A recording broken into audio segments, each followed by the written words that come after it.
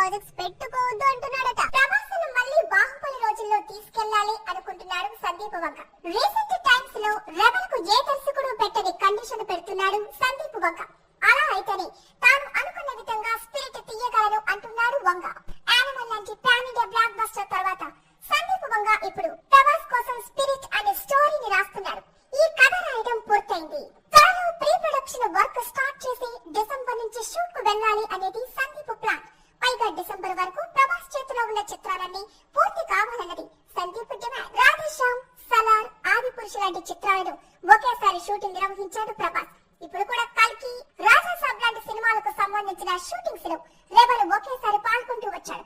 ప్రస్తుతం రాజా సాబ్ ను కంప్లీట్ చేసే పనిలో ఉన్నాడు. ఆ తర్వాత హను రాఘవపుడి దర్శకత్వంలో సినిమాను స్టార్ట్ చేయనున్నారు. డిసెంబర్ తో ఈ సినిమాను కంప్లీట్ చేసి ఆ తర్వాత సందీప్ డిమాండ్ చేసిన విధంగా కొత్త చిత్రాలేవి లేకుండా అతనికి మాత్రమే డేట్స్ లాక్ చేయనున్నారు. వన్స్ స్పిరిట్ కంప్లీట్ అయిన తర్వాత సలార్ 2 స్టార్ట్ అవుతుందట.